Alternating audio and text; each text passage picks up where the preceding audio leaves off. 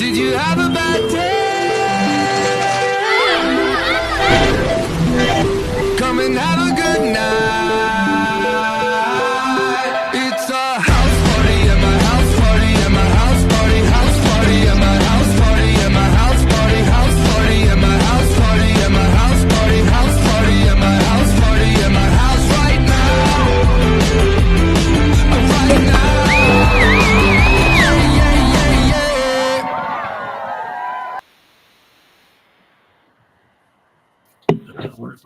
Where's my mouse? I got to get this back. I couldn't find my mouse person. Hey, it's a house party. House party. Those were some tight shorts you had on, Poe. Oh, yeah. They're my tight shorts. Yeah, that's the way Poe rolls. That's the way Poe rolls. Yeah, we normally can't see it because his camera only goes down to here. But yeah, tight shorts. That's where he pulls all them 2600 games out from under his tight shorts. He's like, oh yeah, I got them wedged in here. That's the lump in the pants. Oh, so how's everyone doing? How's everyone doing this week? Poe, did you have an exciting week? No. Oh, all right. Mike, how was your week? Oh, pretty good. Pretty good. Just busy. Yeah, everyone's busy. Everyone's busy. Poe, I was just joking around. Did you have anything exciting happen? I know you got some fancy drinks at the Wendy's the other day. Oh, yeah, right. We know all about that. Yeah, I've got the Thin Mint Frosty, the Girl Scout Thin Mint Frosties came out on Friday. You can get it in chocolate or vanilla. I got chocolate, and I liked it. Yeah, we ordered chocolate, and I got vanilla, and I liked it. But I do think I would have liked the chocolate better, perhaps. I don't know. What do they have? They have the cookies crunched up in it? Is that what it is? No, it's just the syrup, like a mint chocolate syrup that they put in Frosty. Oh. Yeah. Now on yours, was it like all like just on the edges of the cup, or did they have it mixed kind of in? I think it was mostly like on the edges, like they probably just pump it in there, you know. Yeah, because that's the one thing I noticed with mine. It's like the whole center was just the vanilla ice creamy stuff, and all the mint was along the edge. And then I got to the bottom, and there was like a half-inch deep at the bottom, so it's very minty down there. But I went to McDonald's and got that. What do they call it? The Shamrock shake. Shamrock, yeah, Shamrock shaking. It was the same way. It was like they didn't blend it right or something. It had like vanilla ice cream all down the center, and there's just a wrap of green around the outside. Oh.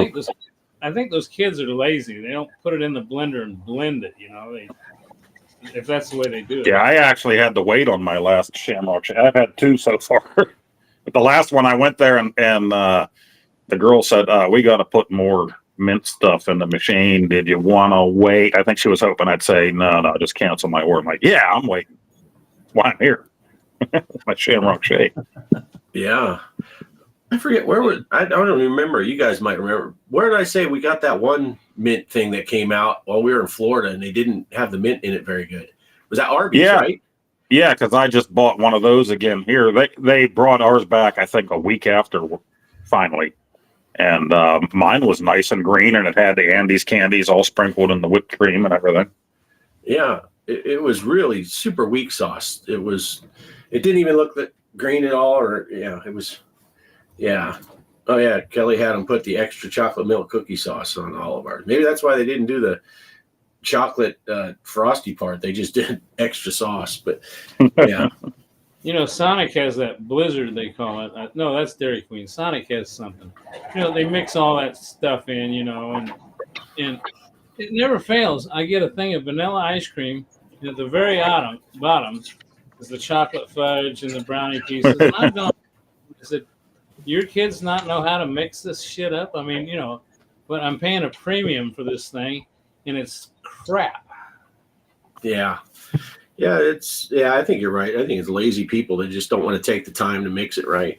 But yeah, so we're having a pretty good turnout. I'm throwing people up on the chat. Sorry for not saying hello. Of course, Gideon's here. The Windmiller. He gets the first mention because he's here from the farthest.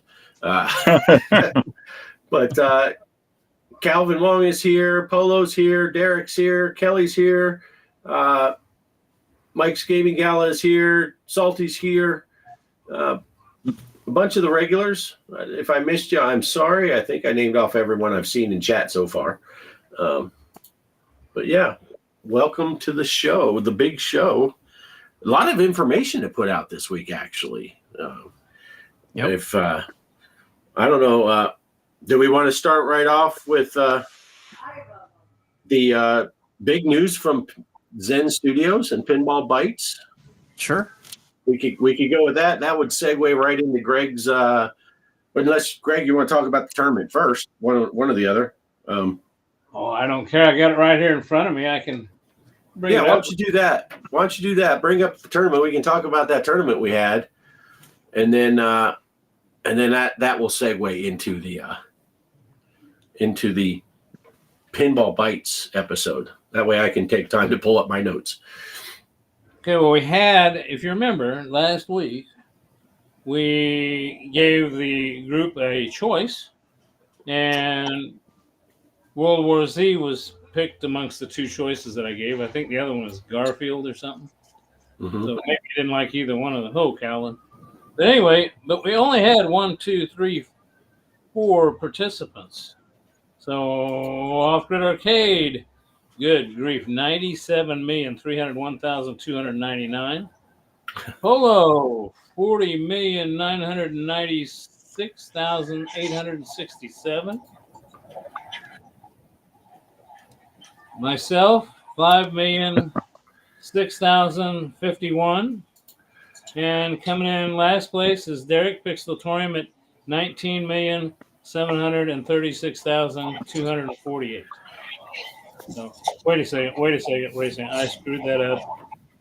19 million is more than 9 million. Derek did beat me. So Derek, I apologize. I got that wrong. Right. Nice. So anyway, with that said, it's kind of disheartening. I mean, you get. I know I'm going to start setting them up for 5 or 6 days to get it into the next weekend. So hopefully that'll help get our numbers up. So I am, but this week I'm not going to set one up, and the reason is Bart will probably get into that with his thing. But there is a Zen Studios is doing some service on their servers, and they said any tournament that started this week, if the service starts taking place while the tournament's going on, everything will be lost. So I figured there's no sense in going into the effort to put that up for this week. So Right. With that said, congratulations to Bart for winning. Congratulations to me for being last and bringing up the rear as usual. And I'll let Bart go ahead and give the rest of the pinball news. Yeah. And thanks, Polo, for congratulating Polo. I don't know if you watched my video when I played in your tournament, Greg, but after the ball 2, I was like, what the heck does Polo have? Like 40-something million. There's no way. And then I got in some wacky mode. I don't even know how I did it. And I looked up. If you hadn't watched my video yet on that World War Z, fast forward to the very end of the game, you can see my face. I was like, what did that score say? 97 million? What? I don't even know how it got there, but I ended up with a lot of points on ball 3. 90% of my score is ball 3. All right, so getting off of that, Pinball Bites. I'm sure, Poe, you watched it, right? Because I think you posted the link to it. Greg, I'm sure you watched this Pinball Bites show. And Mike, I don't know if you were able to catch it, but they had quite a bit of information on there. One of the big things was the VR. They are releasing VR PinballFX for the Meta Quest. It's going to be on the Quest 2, Quest 3, the 3S, and the Pro. So those of us that have the Quest 2 still, we're not going to be left out of this. And April 3rd. April 3rd is when that comes out. So we still have a couple months to go, a month and a half or so. But they're just over a month. But it's going to be, instead of the normal where you can download the game for free and then you get like one game for free and then you buy all your tables, it is going to cost $9.99. but it comes with that that pinball pack that has the Mummy on it, Pinball Noir, and the Sky Pirates. So it's $10, but you get 3 tables. They also announced at the same time on April 3rd for individual pricing, Indiana Jones, Addams Family, Twilight Zone, Star Trek Next Generation, World Cup Soccer, and then that 3-pack with the Xena, Knight Rider, and Battlestar Galactica will all be available on launch day on April 3rd. So that's pretty cool. I'm pretty excited about it. So I will be dipping there again, even though I've already double dipped most of these to both the Switch and the cabinet back here. It's a whole different experience, though. I mean, from what I'm seeing, it looks like you can do a lot of stuff outside of playing the game. You know, FX2 is actually what's on MetaQuest now. Right. And although when you look around, you do see some cool stuff in the room with you, but you don't really interact with it. You only interact with the pinball table. I think you're going to be able to interact with more stuff. Yeah. Is what I'm. Yeah. If you have the Quest 3, it has the augmented reality, so you can make it look like the tables are in your house. In your house. Yeah, that looked pretty cool too. And I'm not going to buy a Quest 3. I'm gonna stick with right. what I got. They did also say that the PinballFX2 that's currently on the Quest is getting renamed, but it's going to be the same thing. They don't want the confusion of FX and FX2, so people think FX2 is the newer one. So they're going to rename that to like, I didn't write that down. It was like FX Classic or something like that. So if you already have the PinballFX2 on your Quest, you can still play that, but this is completely new. Kaos, welcome to the show. And now I got another big announcement that they had on that Pinball Bites, the Jurassic Park tables. They finally got authorization to use the actual Jurassic Park theme. So they are redoing on all platforms. If you own the Jurassic Park tables, whether it's PinballFX3 or PinballFX, whether it's on Steam, Switch, wherever you're playing it, they're going to update the music and have the officially licensed music for the Jurassic Park tables. So that's pretty cool. I know Ed, Digital Victory, he'll be excited about that because he's a big fan of those Jurassic Park tables and stuff. And then the news we've all been waiting for. This Thursday, February 27th, Nintendo Switch, Williams packs 4, 5, and 6 are coming out for the Switch. And just like before, amazingly enough, if you own those tables on FX3, you will get them for free on FX on your Switch. So it's a free upgrade.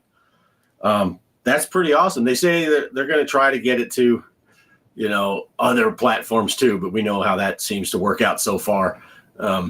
Shoot. Do you have to request it, or is it just going to be automatic? I think you just go to the store, and if you already have the one, it'll be free because that's how they did it with the last packs. So it just worked. At the same time, they're also adding Whirlwind, Bride of Pinbot, and Swords of Fury as independent purchases. They were never on FX3, so the free upgrade is not available. But those tables will be suddenly available coming this Thursday on the Nintendo Switch for PinballFX. But yeah, so I'm pretty stoked about that. I mean, free tables. So if you already have them, when's that start? When is that? This weekend? It's Thursday, the 27th. Oh, Thursday the 27th. Cool. So, and I haven't tested. I don't know exactly when the Jurassic Park music was supposed to happen, but I know I did have a big update on it. So maybe it was already done, but I didn't test the table to see if the music's already on. But that's a free update too. So just at some point you'll play the Jurassic Park and you'll have the new music for it. So. Well, I own all. So what you're saying is I own all FX3 tables on my Switch. So now, since I own them all, then on PinballFX, I'm going to get all those tables for free on the Switch. Yeah, for those Williams pack 4, 5, and 6. Yeah. Yeah. Yeah, because you already purchased them. My big question is, and I know I'm going to stir some people up, and they're going to say, "Why you got to bring that up?" But I'm going to. Is Travis and I came out today. We went down to Walmart. I needed to do some walking, which, by the way, that worked out really good. I actually got out and walked around. There was a few things I needed. But we were walking down the gaming aisle, and first of all, the Walmart around here remodeled, and they just screwed up the store horribly. You can't find anything. Everything's been moved, and their inventory is low. I don't know if they reduced the inventory, but the Switch aisle is vacant, bare, bones, nothing. And I'm just wondering, are a lot of people not purchasing Switch games and Switch hardware, but especially the games? The games, there used to be a whole wall for Switch games. And I'm just wondering if people are concerned about the Switch 2 coming out and not enough information yet. Why would you go buy a game if you're not sure if it's going to be back? The rumors are, but it's not confirmed that it's going to be backwards compatible. Why would you buy a $50 game? Right. And that's another thing I'm curious about is this, and we don't know. I know nobody knows, but is this PinballFX, Pinball M, all that, is that going to be able, since you own it digitally, Right. is that going to be able to work on the Switch too? So that's a big question in my mind for anybody that may be watching and knows the answers to that, or if Lars is watching from over there and wherever is that, answer these questions in between cleaning the toilets or something. Right. Yeah, that is a good question. So I would hope so. I mean, it's another Switch. It's not like it's going to some other completely different platform, like when you went from the Super Nintendo to like the Wii or something. It's not some huge, or I guess GameCube was in there somewhere between the two, but I couldn't think fast enough. But yeah, Mike's Gaming Gallus says it is backward compatible, so that's good to know. And that's cool to know that my little cartridges will work, but that's still that language there saying it's backward compatible. That's good news, but it still doesn't tell me whether my digital games are going to have to be rebought or whether they're going to be able to be downloaded on. Oh yeah, if you have to purchase them again, yeah, I would think you'd be fine, but I don't know. I don't know. It's tough to try to guess, but I would think we'd be fine. So. But yeah, anyway. They did announce they're getting rid of the gold points. So if you have gold points, use them up this week. Oh. Is it, or is it end of next month? Maybe. Yeah, they're doing away with that. So. Oh. Yeah, I think it was this month, but I'd have to look it up again. I don't know for sure. Interesting. Yeah. Huh. I don't know. All right, so that's basically the big news regarding PinballFX and what they got going on. They didn't announce any new tables for FX. They didn't announce any other than the Switch getting those, but their old tables are just getting released finally for the Switch. And they didn't mention any Pinball M upcoming tables, which I'm getting antsy for another Pinball M table to come out, but we'll see what happens. I know Mike's waiting for Elvira to come. Right? Yeah. I was actually messaging about to get the stats. They sent me the Elvira tables. They sent me them to try them out, but I'm not allowed to show them. Oh, yeah. You weren't even supposed to talk about it, pal. I'm not allowed to talk about it, except that the Pinball M version is totally naked. Oh, jeez. Or maybe I was naked when I was playing it. I can't remember. One of the two. It was one of the two. That's neat. Yeah, I got my Elvira topper. So and it was the VR version too. So I was just walking around the house with the headset on, naked, right. tilting the whole time. You were able to maintain a 3-inch spacing between yourself and the walls, though. Yeah. Oh, and look at Derek's throwing in a segue here. Zaccaria, how about Zaccaria, Greg? Have you been following that? They have released 3 new deluxe tables in the last month. Yes, and I was going to bring up Zaccaria because I actually have been playing a lot, as y'all know, on instead on the PC, I've been playing on the Xbox. So I went ahead and double dipped on some of those.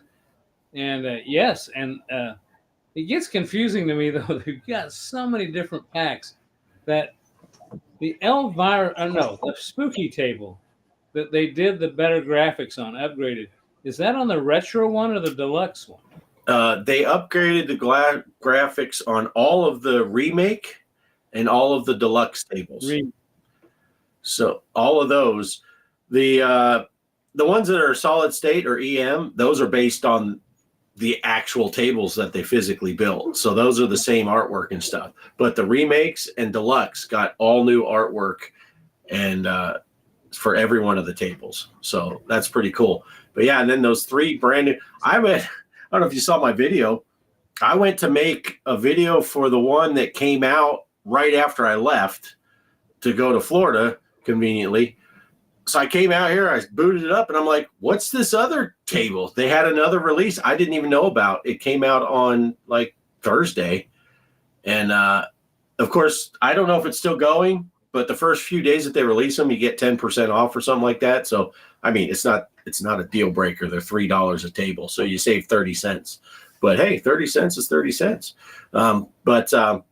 Yeah, so I ended up doing a completely different video because Earth, Wind, Fire came out the day before I went to record. So I said, I'll record that one first. I did record the other one, but I don't think I ever uploaded it yet. But yeah, so there's. I haven't played it yet on my actual, pinball table, the pinball machine virtual or my whatever. Right. You know what I mean? And I know the back glasses come with them, and I've been kind of excited, not like Zen Studios, you got to get your back glass, but I've been dying to play it because you said the back glasses have been updated. I've only been playing single screen, so I've been dying to get down there. But the only other thing I wanted to say about Zaccaria is I finally went ahead and I thought, what is this zombie mode? And they had it for like $1.99, and I thought, I'm gonna buy that zombie mode. I was loading my cart up with crap anyway, and I'll tell you what, have you played that? Any of you guys played zombie mode on the Zaccaria? That's where the zombies are walking down the table. Yeah, you don't pick a table. You just go and you've got the extras, it says at the top, or something like that, or specials, and then you got a campaign and you got zombie, and yeah, it switches you to different tables, and you got to get to a certain level to change tables. But yeah, the zombies are coming down. You got to hit them with the pinball. It's fun, a lot of fun. Yeah, it's pretty cool, and I do like Zaccaria, just like you were saying. The back glasses come. If you play in cabinet mode on a cabinet, that whether you home build it or you're playing on your at games or whatever, if you got multi-screen, you set it up once, and then all the tables have all the back glasses, have all the DMD stuff. Everything is just done. And when they release a new table, you just purchase it, and maybe there's an update through Steam, but then it's there and it works. You don't have to go searching for a back glass. You don't have to resize things if you have a different size, because that's a pain in the ass for me with PinballFX. People will make back glasses, but everyone uses widescreen monitors for their back glass anymore, and mine's a 4:3 monitor, so I have to resize the whole thing, and it takes me a while to get a working back glass. Where on Zaccaria, it just works. It just works. I want to get to this. Polo put a thing up, and he put it up earlier, and I didn't get to it. Since we're talking pinball, he says he recommends Captain Spaulding, Baywatch, Loaded Weapon, JP's Space Cadet, Freddy's Nightmare, and Willy Wonka 3.5 as new VPX tables to get. Yeah, it's been a while since I downloaded any VPX tables, but I know anything that's JP makes good tables, and what's that, VPW group? They put out some really good tables too. So yeah, that looks like a pretty good list, but I haven't downloaded any of them. But yeah. All right. So there we go with all of that pinball stuff about FX, Zaccaria we even covered. So we want to change subjects a little bit. Mike, did you have some stuff you want to go over? We should do the tournament for Miss Pac-Man since it's done. I got the high score for it. All right, that sounds good. All right, I'll share the screen.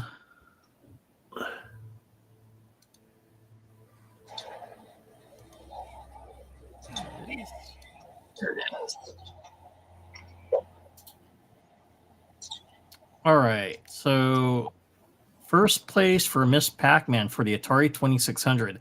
It's going to be Off Grid Arcade. He's got 32,460. Second place, Mr. Poestyle, 23,740. Me, 21,840. Pixeltorium, 17,560. G.Parkers Arcade Room, 17,340. And T-Dog, 2,890. Nice. Look. Sorry, I sneezed there when you announced Bart's score. I didn't mean to sneeze like that. How about Derek just snaking you out at the last minute there, Greg? That's pretty rude. Yes, that is. I mean, I by like what 200 points or something like that. That's just crazy. Yeah. It's like he just played past me and then turned off the computer. Yeah, he just shut it down. He's just watching the score. He had his girlfriend sitting there with a camera. It's like, as soon as it gets higher, just take the picture real quick, and I'm shutting it down.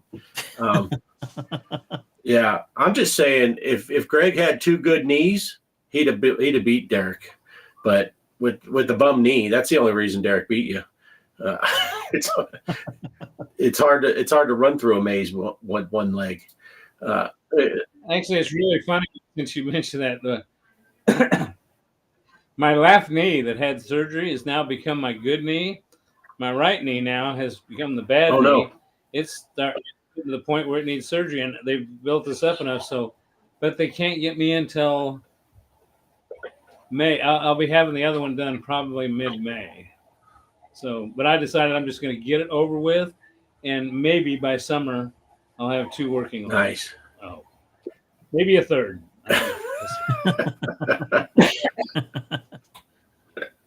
Oh, nice. Well, hopefully it works out. Yeah, because you're about due to have working knees again. Can I know, Mike, I know you're on Pac-Man, but I just got to ask one question. I'm afraid I'll forget. Zaccaria Pinball, it keeps track of your scores, has a leaderboard. Mine is saying it did this a while back. It says unable to upload. Do you wish to continue? And if you hit yes, it loses the score. So has anybody else noticed that? Was Zachary? Have you noticed that? No. It says unable to contact server. Huh. So, yeah, I haven't had any issues with it. With any of the leaderboard stuff or any of that stuff. Huh. Okay. Sorry, Mike. Go ahead. I just wanted to bring that up that I'm having trouble. Sounds like I'm the only one, so it must be my equipment. I guess we can go over Boot Camp, the arcade game, aka Combat School. So I got a video on it. So, okay. Bart, you want to play it? Sure. We ready to roll? Here we go. Sure.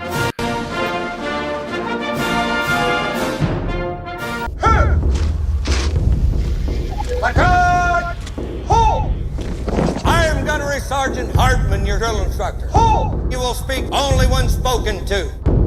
And the first and last words out of your filthy sewers will be, sir. Do you maggots understand that? Sir, yes, sir. I can't hear you. Sound off like you got a pair. Sir, yes, sir. If you survive recruit training, you will be a weapon. You will be a minister of death, praying for war.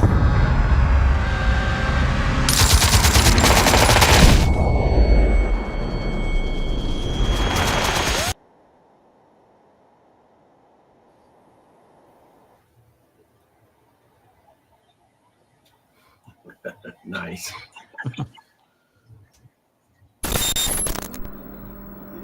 All right, we're going to be playing some Combat School. So basically the game, you're in boot camp. Fire! Typically you'd play it with another person, but we can play it against the computer. Fire!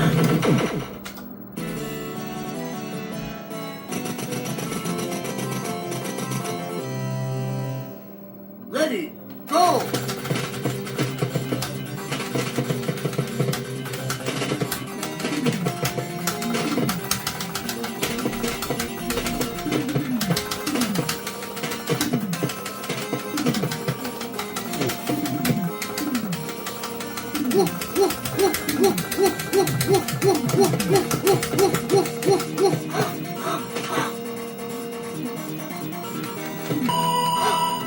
You made it, Nick. Yeah. No way. Did I make it? I stopped running. Ready, fire! Oh boy. Fire! Fire! Fire! Fire! Fire! Fire! Fire! Fire! Fire! Fire! Fire! Fire! Fire! Fire! Fire! Fire! Fire! Fire! Okay, Nick? Yeah! Yeah, I made it.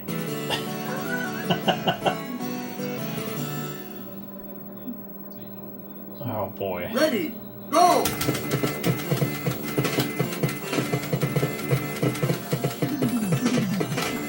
Out! Yeah. Oh crap. No.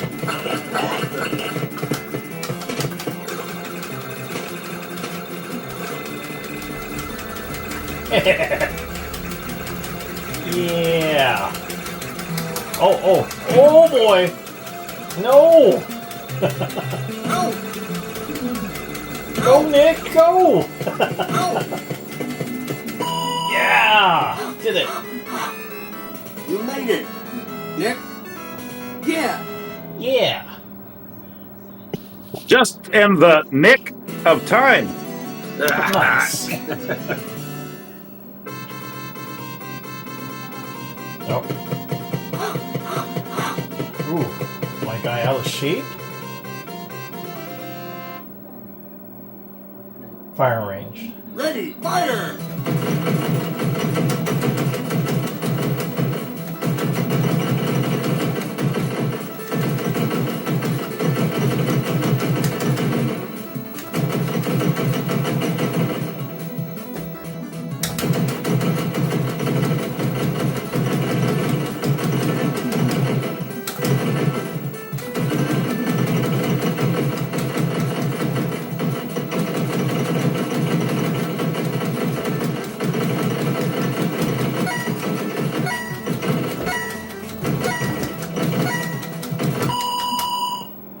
Done! Oh man. Your last chance, Chump.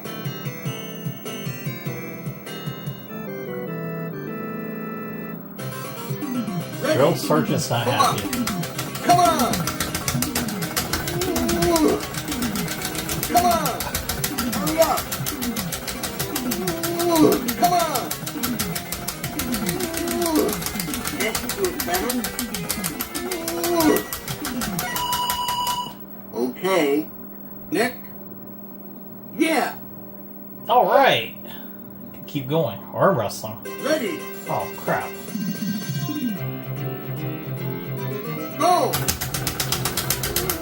Go, Nick.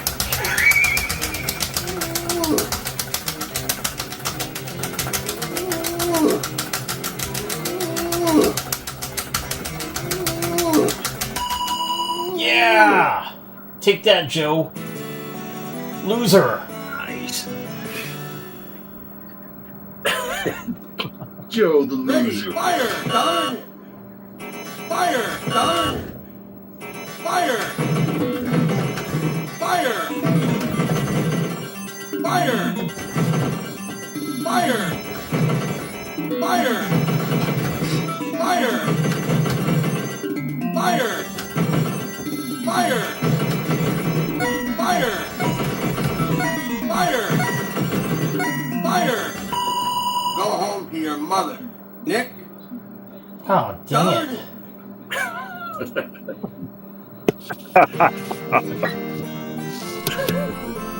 Call outs are awesome. Well, that was fun.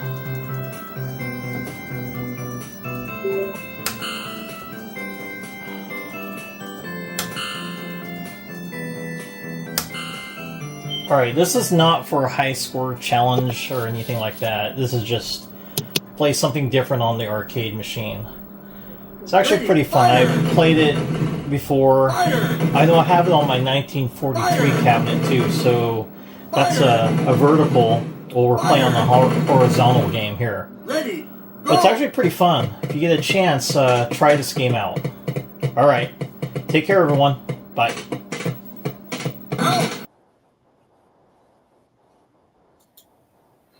Nice. Cool. Yeah. That is actually Air Force basic training. That's all I had to do for basic training was play that game. If you could get past stage 3, you're in. You made it. Oh. Go back to your mama. What? Oh, that's hilarious. Now, was that game released on one of the consoles, like the NES or something? No. Okay. What I found out about it, it's just was it a Konami game that was released in 1987. So of course it takes place. You're a Marine recruit, doing these various obstacles like the obstacle course, the firing range, the arm wrestling, and of course the last one. If I would have just made it through the firing range level, I would have went to the POW rescue mission. So it was kind of interesting too. So the Japanese version used a trackball, while us, like in Europe and the United States, we had the joystick and buttons. So, and also, Combat School was only for Japan and Europe, but Boot Camp, the one we got, was in North America. And also, what I was kind of reading from it, the American version is kind of censored. It's just the character's appearance and also the dialogue. Apparently, the Combat School, which was the Japan and Europe one, had the drill instructor more hard on you. And then the North American release, it's like having a kinder drill sergeant, so he doesn't like get hard up on you like on this game. No, so I thought it was kind of funny. Yeah, it was the Air Force version.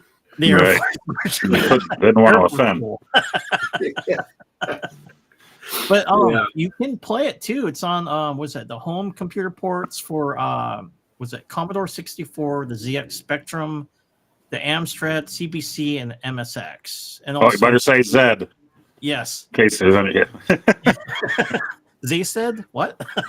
And it was in the Konami collection too, so that game's on there as well and stuff. Yeah. And, Yeah, that's cool. I never heard of that game before, so I'm gonna have to give it a try. The reason I asked if it was on the console, I felt like I've played that before, but I don't remember playing it like in an arcade. I thought maybe it was on an NES or something, but maybe not. It might have been in an arcade, but I have played that before, years and years ago. Yeah, it's a pretty fun game because I remember it's almost like track and field, that where you're hitting the buttons really fast and what was it, Track and Field 2 or whatever, the second one that they had where they had the shooting games and all that stuff instead of just game. Yeah, so it reminded me of that, but it was set in like an army setting. So Zed's dead, Mike. Zed's dead. Zed's I dead. got some photos I can show too. So okay. Let me see if I'll share the screen. All right, hold on. I'm gonna play it first, then. Oh, not here. Is it showing? Oh, hold on. Are you ready for me to show it or no? Oh, that went away. Oh, let me.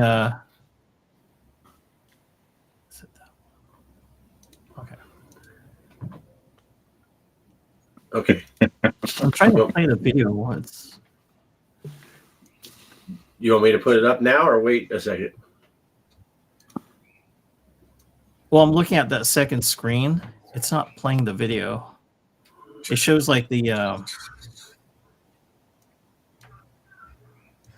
on. Oh, I found it. Okay. Getting used to this. Sorry. Okay, I got it. whenever you're ready. So there's my boot camp. That's in Illinois, and that's the entrance when I was getting out of boot camp. So yeah, and it was winter time, so it sucked being in there. It's very cold. So it's definitely Navy with the phallic symbols there, the columns. I wouldn't know. It was kind of crazy, right? So I'm leaving boot camp, and I just have to walk across the street. And then originally, when I signed up for my job, I was going to be a hospital foreman. So those are combat medics for the Navy. So my school was just right across the street from boot camp. So that's where I went to. And then here's a Corps school that I ended up going to study to be a medic. Before switching jobs to be a Navy Seabee. And then let's see here. There we go. We got like for like some of the boot camp stuff that you've seen what they're doing. We didn't do this. This was in Seabee school when I was going through my A school training. We had a tug of war with the Army. So the Army Corps of Engineers goes at the same school we do. So we run the schools for the Army Corps of Engineers and also the Air Force, which is the Red Horse. And then here's the Army. So little friendly. Not as sexy on that side. Well, the Air Force, yeah, they were out snacking. So they would come in later. So whoever won, they would take on who won. That was us. So we won. And for training, so this was our M16A2. This is our field exercise. This is my buddy Tytler. With his M16, so we got to the range to do training with our 16s, as well as doing like kind of war games out in the woods. So I know he qualified and I qualified as well. I think he got a marksman, so I got like the second highest was the sharpshooter for the M16. Nice. And then let's see here.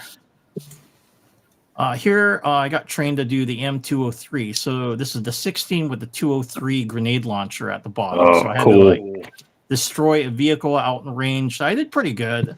It's just trying to align how, where to shoot the dang thing, because you had to look at the measurements and stuff. I'm like, oh, okay. So he was just explaining me how to hit my target up over there. So that's the instructor there. And then lastly, where Nick is shooting the M60, that's that machine gun that's supposed to take on like a bunch of targets. That's mine that I carried out in the field exercise. So yeah, I have an M60 as well. If you see the red, we put those on there so we won't shoot each other. So it's just there for training. And we do fire blanks when we play war games out there. I think they've changed it. Now it's kind of like laser tag. But prior to that, when I went into doing our war games and stuff, no, we were using blanks. Oh, wow. So yeah, that's my gear right there. So that was actually pretty fun. All right, that's it. Nice.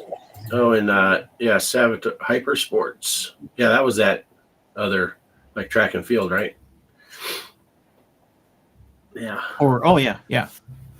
Yeah. And good to see you, Saboteur. Welcome to the show. Yeah, that's pretty cool, Mike. That's pretty cool. I didn't do any of that stuff. Last time I shot a gun was in boot camp, and it was just those little pistols things that were whatever. Yeah, we did that later when I got to get stationed over in Germany to help out the Navy SEALs.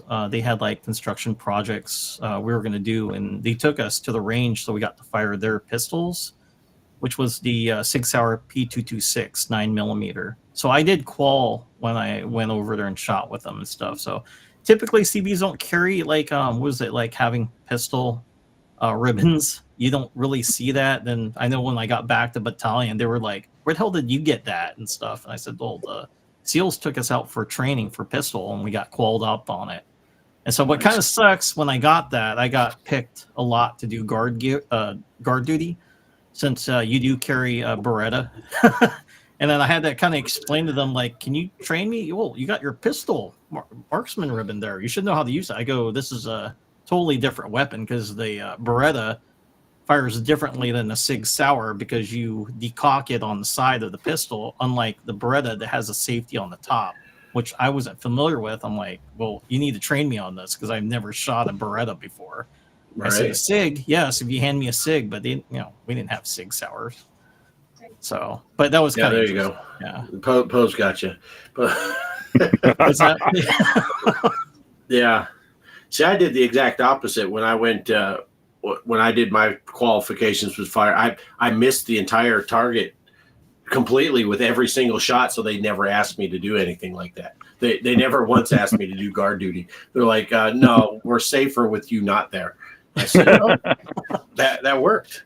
That worked. Yeah, I usually get picked. I know, like, I suck at the combat school game. Not really good at it, but in the military, I was really good with firearms. So I know I got picked a lot, like for security detail and also with the armory. So I got volunteered when I passed my shotgun quals. They nominated me to be, because they were short staffed with MPs on there for like bus rides to secure. When we go to the firing range, they need someone else with a shotgun to ride on the bus. So I got picked to go along with it. So yeah, pretty fun. I enjoyed it when we did that kind of stuff. Well, I noticed in your video there when you were playing the game, when you got to that firing range one where they had some targets were good to hit and some will look like your drill instructor. You went full private pile there, and your first two shots you're just taking out the drill instructor. You're like, douche. Okay, do it again, douche. Yeah, what's kind of funny, I've never made it that far before, so I was really unsure. I go, oh, what do I do here? And I was firing at the drill sergeant. I know that was my first playthrough though, so if I got to play it again, it's like, oh, okay, I can. Yeah, I like the close up of the drill sergeant. Wasn't quite the Smokey the Bear hat. It looked like a green Indiana Jones fedora he had going on there. It's kind of funny when he gets disappointed in you. I thought he was calling me Chuck, which is kind of funny because that's what our RDC, our recruit divisional commander, would call us. He didn't call us by any names. They usually have a made up name for you in boot camp. And he called everybody Chuck. So I'm like, nice. What, you calling me Chuck? And just, it brought me back. That's hilarious. Yeah. All right. Well, that's some good stuff. And that's neat how you did the boot camp type game, and then you showed your military training slideshow. Yeah, I like that. That was cool. That was neat. Kelly said, "How fun! Have a slideshow." That's nice. That was cool.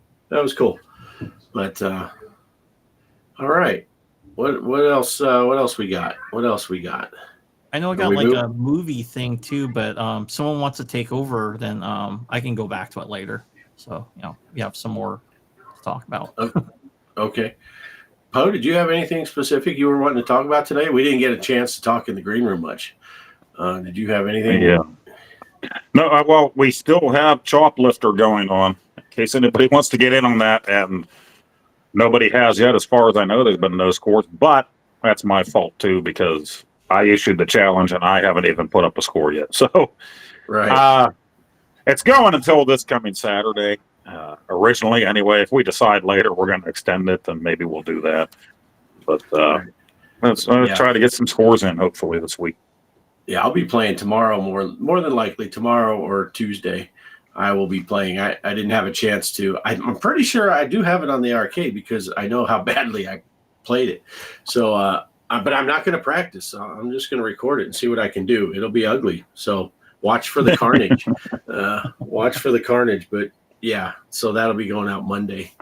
But it's a fun game. Choplifter is a really fun game. Yeah. And I don't know if I was trying to. That's right before I lost signal. That's the last part of last week's show I was able to catch was your Choplifter video.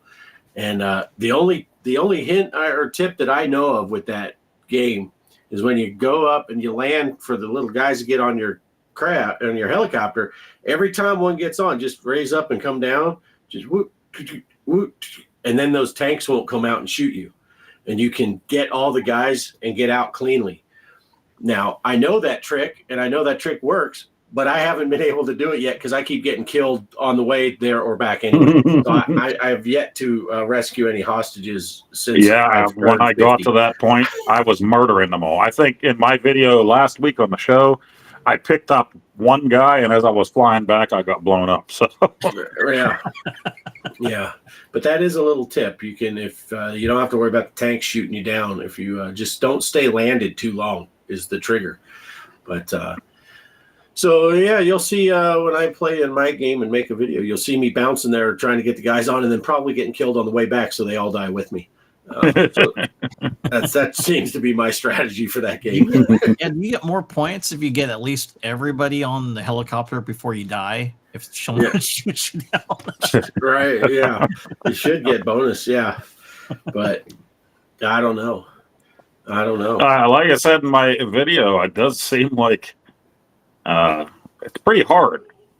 Now, with these games that are packaged for us for the arcade, you can't go in and change the main settings or, the dip switches for the cabinets. With the Viper, you can. With the Viper, it's just MAME on there. You can go in and switch everything. So maybe I should look at it on the Viper and see if there's settings on there and see what the original arcade settings were for it. Yeah, and see if it's easier or harder than the whatever we have on the arcade. Yeah, it seemed kind of crazy.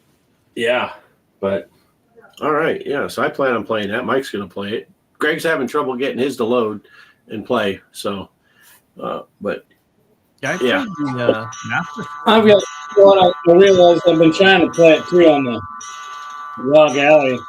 I've also got a lot of those games on a Raspberry Pi, and I've got another computer downstairs that's got the RetroArch on it. So I just need to go down and try one of those other devices. Could be the devices. Yeah, that particular main version that you got installed on that rod could be causing you trouble. And Greg did play more Indiana Jones this week, and I loved it. Yeah. Yeah, a matter of fact, I'm gonna do short segments though. I'm gonna go from save point to save point instead of going, and it's kind of unlike your PlayStation, which Travis and I were at the store today. I told you that, and he was looking at the PlayStations and the Xboxes. They didn't even have any Xboxes there. He asked me, he says, should I get the new PlayStation or the Xbox? And I said, to be honest with you, everything I've seen from these other guys, I'd get the PlayStation. I'm the one that got the Xbox. But that's another one of my complaints is it's hard to record on it unless you're using you can use a capture card, but then you got to take the big old, what do you call it, Mike? Yeah. A monolith? The monolith. You worship it. How I'm doing those videos is I'm actually streaming them to Twitch because it'll let you stream to Twitch, audio and everything. And if you record to itself, you can record to itself, but it won't take an external mic. So you'll notice some of those, I don't have any of my audio in, but if I go to Twitch, I can actually insert some audio, and then I just download them from Twitch and re-edit them and put them up for Facebook. Yeah, the only thing I don't like about the PlayStation version is if I was doing a live stream to play different things, I would have to end the stream every time if I'm doing it straight from the PlayStation. You can't go back out and pick another game without ending your stream or recording. So that's the way Twitch is on the Xbox. Yeah, once you stop a game, it throws everything out of whack. Yeah. And I hope that the Switch 2 does something so that you don't have to dig out the laptop and the capture card and everything. It would be nice if they would. I doubt it. I doubt they'll do that, but it would be nice if Nintendo would let us stream from there. Yeah, that would be cool. Well, like I say, the Xbox, it's got you can hook up it's got two different external drive ways you can go about. One is to put more games on, and then you have to have it's actually Samsung, I think, makes the little, it looks like a Switch game that goes into the machine. It's a proprietary drive that goes in that you can store games on. Now, if you want to hook an external, like a solid state drive up, that's fine, but it only works for doing videos and saving them, which is fine. But it won't let you record your mic from your headset. It only records the game. Now, when you go to Twitch, It's funny, you know that little downhill skiing thing that you like, my little snow Yeah. guys. That one's funny. If you go to stream it on Twitch, it says this game is blocked. This game has blocked the ability to stream. So all those have been recorded on the device.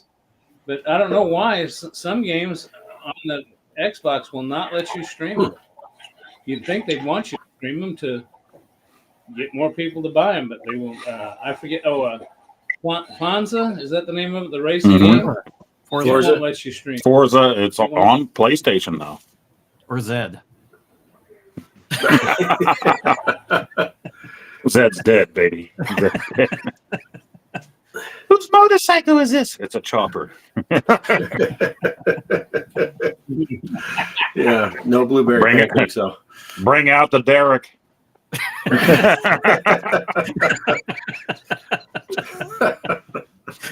Sorry, Derek. That's funny. Yeah, I like that downhill skiing video you did. I watched that while I was on my trip, and I did have to laugh though that one time you were trying to jump across that cavern, that canyon thing, and you ate it, and then you started again and ate it. I'm like, oh man, great, he can't get across. And then like on the fourth try, you got it. But I was rooting for the mountain at that point. I'm like, do it again. He finally made it. Yeah, you had some cool videos out there. That was fun, and like I said, that Indiana Jones one, and how it was like the beginning of Raiders when you go in there and do all that stuff. You know, that was really cool. I like that a lot. Yeah, I didn't get to watch those ones yet, so no spoilers. The one thing about the Raiders is the graphics. I'm playing that on my 4K TV, and YouTube's not doing any favors to that quality of that video by the time I upload them and everything. But I'm telling you what, if you could see it on the set in front of me, I mean, the shading, the shadows, everything is just so pristine.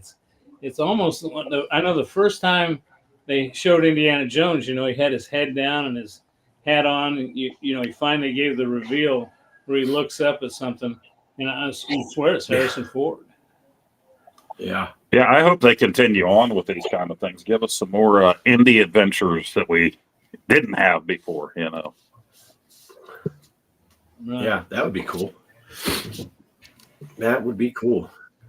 The only thing I did today on the Xbox, I got, Mike and I talked about this last week. I think it was about what my games were. I liked that Ninja Gaiden 3. I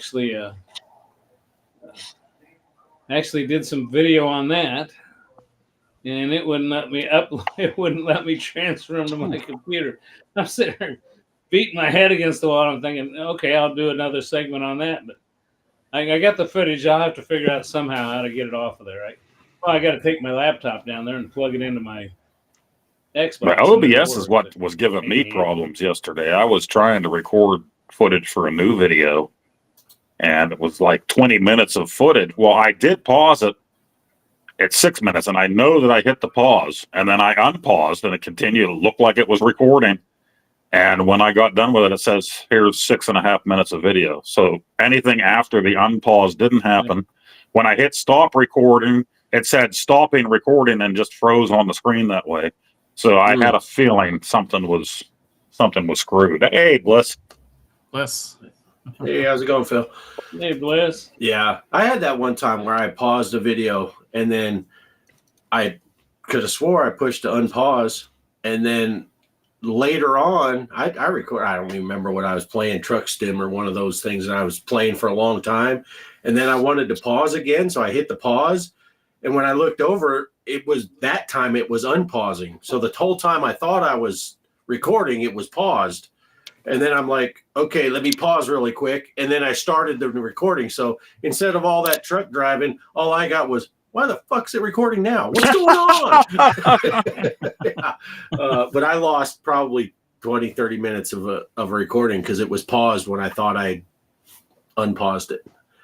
But It's funny that Bliss showed up See, because that's on the- this side I have a game that he loves, and on this side I have. So let's grab them here and let's put them together.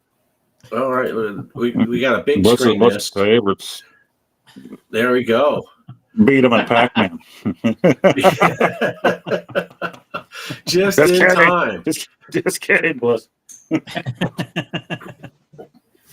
You talk, Bart, about not knowing if you're recording. That's one thing I'll say, going back to the Xbox again. If you're recording to itself, you hit the record button and it'll say recording started, but there's nothing to let you know that it's still recording. And so if you accidentally hit on your controller, there's 2 buttons that I programmed. It turns it off. Well, you can actually turn it off and you never know that you did or you paused it. But the one thing is, if you do it with Twitch, it has a little red light down at the bottom right-hand corner of your screen that lets you know. I wish they'd all do that. It lets you know that you're recording or that you're live. And then when you turn it off, that light goes away. And I wish they'd all take that same method. I mean, even us right here, all of us go straight to our channels, and or at least somebody does, to make sure we're actually on. What you and I started one time, Bart, and talked for 20, 30 minutes, and that wasn't even on. I think we did that on our show. I think we went for like 15, 20 minutes one time just talking. Yeah. And Yeah. people in the chat, the people in the chat were actually kind of answering us, but they weren't watching us. So. Right. They just happened to be talking about the same topic or whatever. The responses that fit. Yeah, I remember that, because for like 6 months after that, every time we were 2 minutes late, they're probably live and don't know it, or think they're live. Yeah. But yeah. Bliss, I love you. Hi. Bart, throw him out. Throw Poe out. Bye, Throw Poe out. I love you all. I mean, I feel bad because I was trying to protect Bliss's, and not getting upset, and I accidentally maximized Poe. So I feel bad. Instead of kicking him, I just made him bigger. But anyway, yeah. My so wife has that problem. She tries to kick me out, but she just makes me bigger. Now Bliss is gone for sure. I didn't mean it, Bliss. I was just joking. Yeah. Yeah. And just to clarify, bigger does not mean big. Bigger than normal. 3/4 of an inch is bigger than a 1/2 inch. That's all I'm saying. But anywho, speaking of not bigger, I do have a short video about that new Alice Goes to Wonderland table that Nice. they are in the middle of making. They say they're still on the path to be sub $1,000 on this pinball table. It's they say 75%, but in their fine print they say it's about 80% the size of a real table, full size pinball table. And I was watching P-Dubs did a show where he was interviewing the guys that are making the thing. And he said, well, under 1,000, what does that mean? $999.99? And the guy was like, maybe. We're not sure. We're still doing math, but they're looking to get under $1,000 for sure still, and they are on pace. And I figured I'd give them some free advertising. So I went to their Facebook page. They had a little video showing some gameplay, showing the play field and all that. So I promptly ripped it and butchered it and made it into a short little video here. I figure they won't be mad at me because I'm advertising there Wait, positively. Did you do a 15-minute intro first? Yeah. It's a 3-minute video, but it's 20 minutes long because it's all pro intro style. Yeah, I'm going to be doing tutorials soon on how to make the perfect video. So yeah, I get that intro. Yeah, this is actually I kind of figured I ripped out their audio. It's just video. I kind of figured I'd talk over it with what I remember from the thing. But so I'm going to go ahead and play that real quick. Like I said, it's about almost 4 minutes long. But it's kind of funny. The guy does a reveal in the beginning. He's got the pinball table under a tarp and he pulls it out like, bah! But, nice. yeah, I think it's looking pretty cool. Let me go ahead and push play on this thing. I'm going to take a 4-minute nap. Let me know All right. before it comes back. There we go. There it is with the side art. And Kelly and I are really digging that artwork on the side of the back box. Looks really good. I'll go ahead and pause the video right here so you can see it. I think the artwork looks really good. We got the caterpillar and the rabbit. Yeah, the rabbit's got that evil look on it. I paused closer. Man, Caterpillar looks like Derek. Yeah. They did take advice from people that were kind of complaining about the Alice's face on the back glass. They redid that a little bit. Here's a kind of flyover of the playfield, what they got going as of right now. Yeah, it looks pretty cool. Everything right now is just 3D printed. It's not the final, exactly what it's going to look. But this is a good idea of. I like the cards there. Yeah, that's cool. Yeah, people are saying, whatever you do not lose those cards. Those cards look awesome going up that ramp. Yeah. And they're still not sure if they're going to stick with the chrome on the, all the trim, or if they're going to go with like a matte black or something like that. Yeah, I like the chrome. Let me pause that. That chrome looks beautiful. That chrome looks beautiful, though. That is just absolutely. Yeah. I'll tell you what. If it was under 1,000, I'd probably buy that's that cool. one. I mean, just Kaos asked, yes, the ball is a little bit smaller than the standard pinball. Now this right here, this is the newest version of the playfield art. It hasn't been put onto the table yet. This is like a canvas overlay. So they changed up Tweedledee and Tweedledum a little bit. How the direction she's looking there a little bit is a little bit tweaked, but that's what that is. I don't know why it was stopped so long in that little. Now here's some gameplay. People were complaining about the gameplay video they released the last time, and they pretty much threw the guy under the bus that was playing. They said he just sucks because he couldn't hit any of the ramps.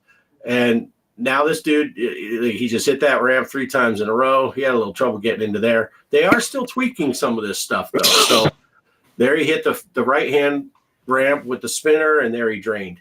And this is just a loop, so this is the same gameplay. That's the extent of the gameplay that they have right now. And one cool thing, Greg, you'll appreciate this too. The flipper strength is dependent on the solenoids and all that. And over time, your solenoids will wear out, and your flippers will just not be as strong as they once were. We're all there as we get older. Our flipper strength isn't quite the same. But he said that what they're going to do, it's going to be adjustable in the settings, and they're basically going to set it at like 7 out of 10 to start with. So as your solenoids start weakening, you can actually turn up the strength on the flippers to get them back to where they were. Or if you're not happy, if you think they're too strong, you can dial them down a little. Or if you just think they're too weak to begin with, you can dial them up. So I'm pretty stoked with this thing. I can't remember for sure. I'd have to go look, but the Stranger Things cabinet, I know the plunger, you've got a plunger, not the plunger, I'm sorry. When it loads a ball, there's a solenoid that kicks a ball up, like when you hit the start button or when you have a ball save or it's the next ball. You can adjust that solenoid, and they tell you when you get it to turn it down some because it's coming out of there. They made it so that you could do that if it got weak. They said turn it down to about 60% because that ball is coming out of there at such a speed that it's actually can damage the machine. They're just counting on you to wait for that. And I think you can adjust the flippers too on that, but I'm not sure. But I know the solenoid that gets the ball up and playing is totally adjustable. Matter of fact, I turned it down one time just to see, and it barely got it up there. But so there's the capability of doing that is very possible, and that's cool that they're doing that. That's kind of pretty high tech for them. Yeah. Now, One thing they inexpensive. did say, that front panel where they got right now, they got like a fake corridor with some buttons on it that they can, and a D-pad and stuff like that. That's all in development, and it's set up right now just to be able to start a game.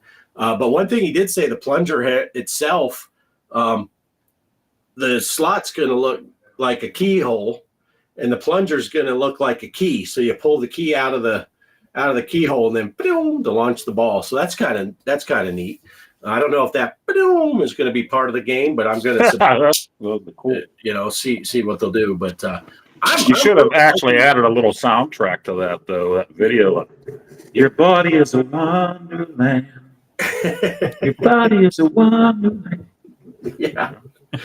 But I'm pretty stoked for it. I think it's looking great. I think it's coming along nice. They're saying the Kickstarter for the thing is supposed to be sometime mid-March. So we're just a couple weeks away from when the Kickstarter is going to go, and then they'll have the pricing narrowed down a little better and all that. And talking about some of the other variables. And of course, they'll have more pictures and stuff with the, I think they said that version that we just watched is like version 2.0 of the playfield, and they already have 3.0 was being assembled while he was talking about it. So we'll see 3.0 or maybe even a 4.0 version in another couple weeks when they're getting ready for the Kickstarter. Nice. And I know that one concern I have is the pinball size. You know, I go and buy my pinballs from a local place in bulk. When I say bulk, I don't buy one. I buy like 12 at a time. The Stranger Things takes 6. And now the my other one, well, it doesn't have the multi-ball one takes 6 balls. The Stingray takes only 1 ball. Really, when you have a multi-ball one, you have to change your balls more often. I know Poe's going to like that. I was trying to be good for a change. The balls slamming against each other cause imperfection. Good. And when they do, they tend to eat up, they get rough spots on them, and they can eat the playfield up. So I replace them. So the point I'm getting at is they do sell 2 different size pinballs down there, but the one for the Stingray, they're all the same size. But they do smell a smaller ball for the Stingray, and it's not for playfield. It goes in the slam tilt. In other words, you've got a little pendulum for the tilt, but then if you slam the table, there's a pinball that lays down in there, and it's just sitting in a little trough, balanced. Well, if you slam the table, it'll go up and make contact with something, and it's a smaller ball. Now, if they're using that same size ball, that's fine. But I'd hate to think that they're going to put some ball in it that's going to be proprietary, that I'm not going to be able to get a replacement ball unless I buy it through that. Well, and I'll tell you, going along with that, for one, as Kelly said, now this is plus shipping too, and they haven't figured out exactly what the shipping costs are going to be. And of course, all the talk with the tariffs and stuff like that, because they do get a lot of parts from China. But everything on this machine is going to be proprietary. It's not going to be, you can't just go to one of the online retailers where you're buying your current flippers and solenoids and all that stuff. You're going to have to get it from them, which can be scary with a new startup company, because you could end up buying something, and if a major part breaks, you're just screwed. And they're trying. Hopefully, they're successful enough that they can bring out more tables in the future, and maybe it's a little easier to. Right. That's the goal. Is they plan on doing multiple tables. This one takes off. They'll have different themed tables. The guy's, he says all the right stuff. He's wanting to make this into a pinball company and he's adamant about keeping it at that price range, because you don't want to let it creep up. I think Pito's asked him something about, well, did you ever think of doing like a $1,500 or a $2,000 model where it is full size? And they said, no, the price point is the selling point. He wants it to go retail. He says it's hard to put stuff in retail stores for over $1,000.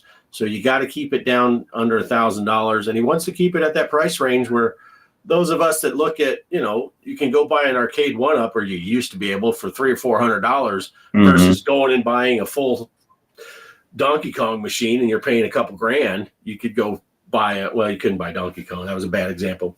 A Pac-Man machine or something. But, so that's what he's going for, is to try to keep it at a retail type of price. And if he has multiples going, then yeah, you can just buy the parts. And he definitely is wanting to make it home serviceable though. So you'd get if there's a fault or something's broken or whatever's not working, you can just go online and you say, yeah, this is the part that's not working, and click on it and they ship it out to you. And then it's just a pop it out, pop it in kind of thing. It's all pretty much plug and play. But it is all proprietary. So you can't, if your flipper goes out and you're like, it's just a solenoid, I don't think you can just go buy a new. Maybe you could if you want to break down the whole thing and solder the parts in and all that stuff. But I'm sure you could. And they're still trying to figure out the warranty. The length of warranty, they're like at least 90 days is what they're leaning at right now. But they'd like to get it up to 6 months or a year for the warranty, but they're not sure.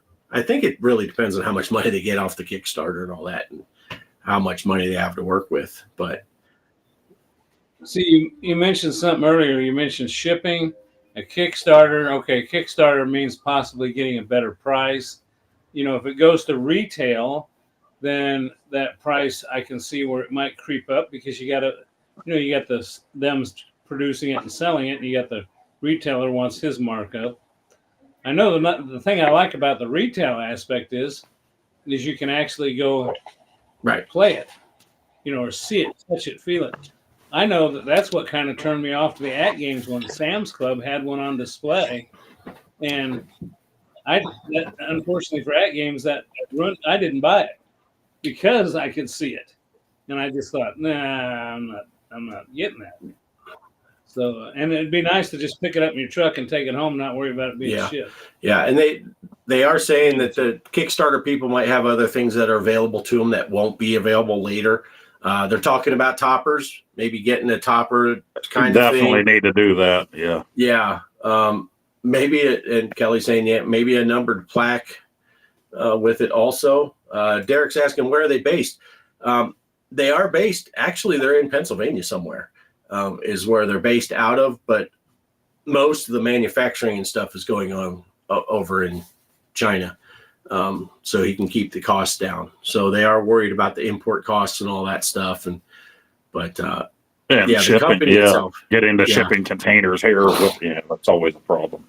If you go onto the Kickstarter website, I don't have a link right here, but if you go to the Kickstarter site and do a search for Wonderland Amusements, I think it is, or Alice Goes to Wonderland Pinball, you can find their Kickstarter page. They have a lot of information about the company on there and what they're looking to do. And I'm following it because I want to know when it goes live, and then Kelly and I'll have to make a decision on whether we're going to get in on the Kickstarter or wait to see what happens. But did it say whether it takes quarters or is it just all push a button and play? I mean, it's obviously I set mine up for free play, but it is kind of nice sometimes though I used to keep mine on where you had to pay a quarter, which is cheap, and I just kept a bucket of quarters there because it was kind of fun. You felt like you were in an arcade. They have no intention of doing that at all. It's going to just be button based, kind of like a digital table would be. And they're even right now, he's got like the power switch and everything right on the very front of the thing, which I think they'll probably end up moving it somewhere when the first time someone's playing it and they accidentally turn it off because they bump it with their knee because they're nudging the table or something. But they have the power right there, the D-pad for getting through all the menus, and then just push buttons and he said they're not even talking about putting an openable fake coin door so you could put those buttons inside, like you go into yours, Greg, and you change all your settings, you open the coin door to get in there. They're not even going to do that. Everything's going to be accessible without having to open anything. He says it's for convenience, so you don't have to mess with all that open. I'm pretty sure it's cost. They're like, they don't have to buy a hinge door. Yeah, that's going to be all cost effective. You got to make a hinge door. I mean, the Stranger Things, when you open the door, the Stingray's older, doesn't have all the safety features. When you open the coin door on that Stranger Things, it cuts the power to a lot of the stuff inside to eliminate you reaching in there and shocking yourself. Now, there's some things you have to service with the power on. So they give you a button that you have to intentionally push to turn the power back on, with the door open. Because at first I thought, well, how do you do that? Well, they showed you how you can lock this button on. Yeah. They make you go through to do it because they don't want, you open that door and stick your hand. I forget how many volts and those capacitors are thrown out, but it's ungodly amount of volts and amperage running. Yeah. Yeah. People don't realize how long those capacitors will hold power. You pull the plug and be like, oh, it's not even turned on or anything. It's like, if you didn't drain the power out of those capacitors, they can knock you out.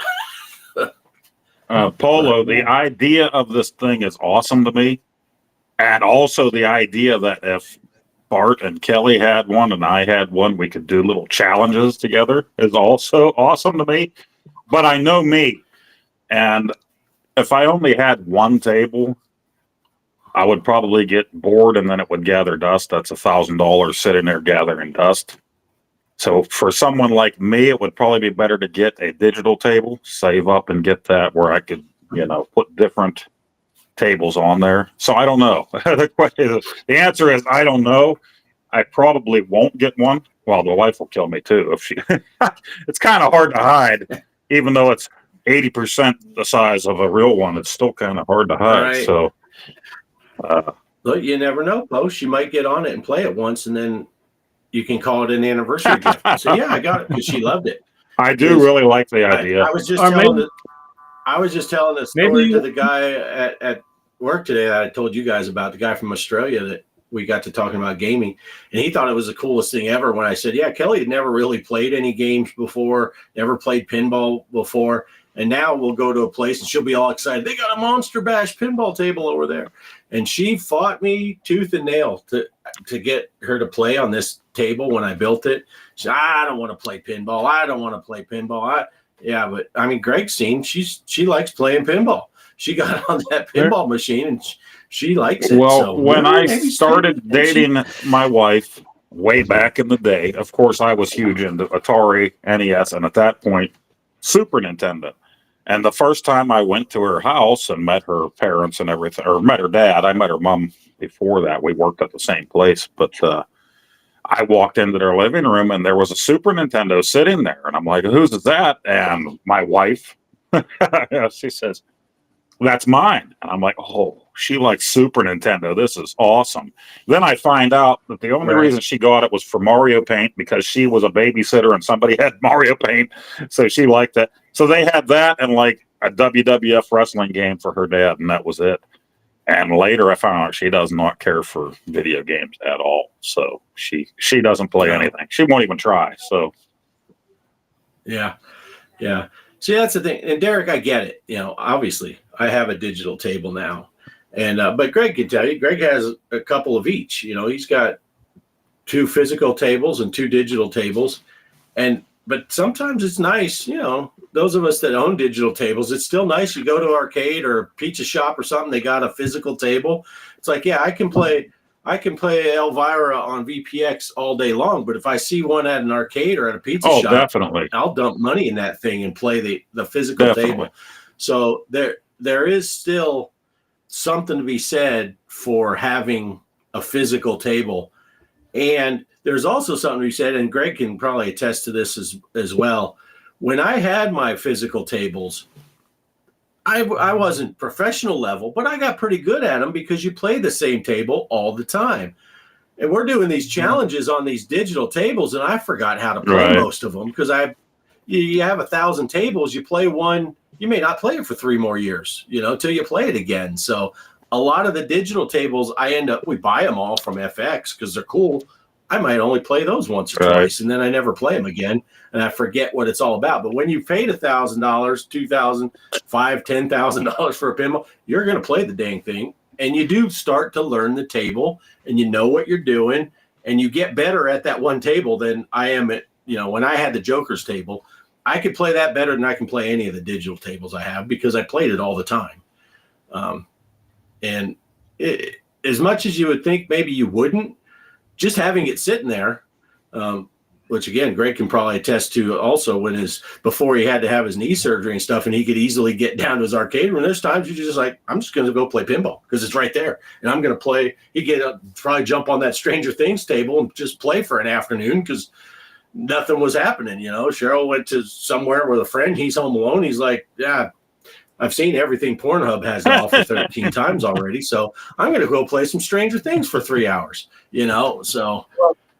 To reiterate some of the stuff you're saying, for example, my digital tables, I've got FX, FX3, all those on there. Bart's 100% right. There's some of the tables that all of a sudden I say, oh, I forgot I even had that. Same thing with VPX. I don't know. I think last time I looked, the counter on there tells you how many tables when you're scrolling through Pinball Emporium. I don't know. I probably got 3,000 or 4,000. Yeah, you could get to a point where it's And, overwhelming. Just like with the arcade, you got too many things going on, or that Pandora's box I have had too many games on it. And it took me 3 hours to search for a game, So yeah, I can see it from both angles. Yeah, I got like Yeah. Oh, But the one thing about a modern table, though, is I'll throw this at you: the Stranger Things. Hollywood Polo just mentioned something about that's amazing. I got that. It's you've got there's so much. Nobody prints a book telling you how much. Stranger Things. It's Greg's search term on Pornhub.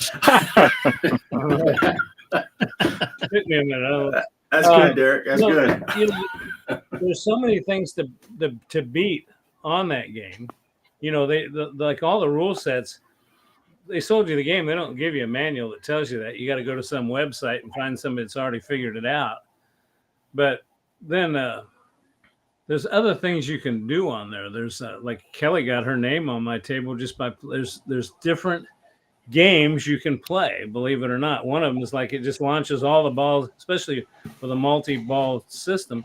It just launches all 6 balls at you, and your objective is just to see how long you can keep all 6 balls going without draining.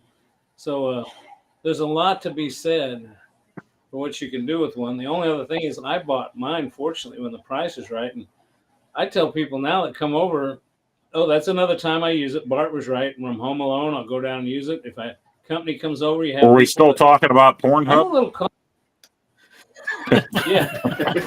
But I look at people's hands. I asked this lady friend of Cheryl's came over and wanted to play, and I said, "Let me see your hands."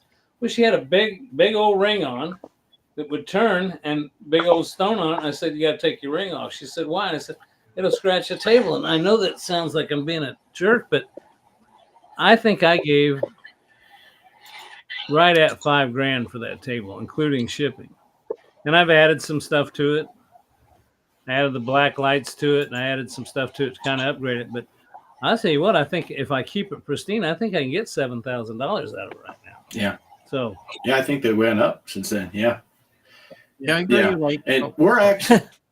Go ahead, Mike. Yeah, go I ahead. wanted to say like for tables, if I were to have like 2 that I would consistently play, be like Elvira's Haunted. Well, I was going to ask that if you could have any table at all, any of you guys, what would it be? So perfect. And like that one or Star Trek, I wouldn't mind playing that like forever. Even though I'm kind of like with you, I'd rather have all the games. Then I can play the different Elvira instead of that one Elvira game. But yeah, I was like thinking about that. But also arcade machines. In my arcade room, I'm actually mostly playing Donkey Kong. It's only got the 3 Donkey Kong games because when I'm firing up the Street Fighter 2, it's got a bunch of MAME games. I'll be scrolling like, no. Mm-hmm. And I'll go look at Donkey Kong. It's only got the 3 Donkey Kong.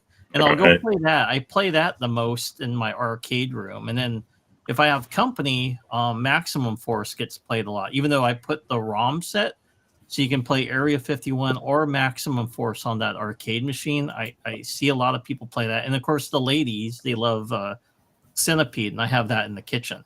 And they love playing that. And it only has like the 3 games. I got Centipede, Millipede, and Crystal Castles on it. So Nice. only 3 games that you can pick out of it, and they seem to get the most play out of the other 2, like 1943 that I have. It has tons of vertical games, and of course Street Fighter 2's got tons of horizontal games.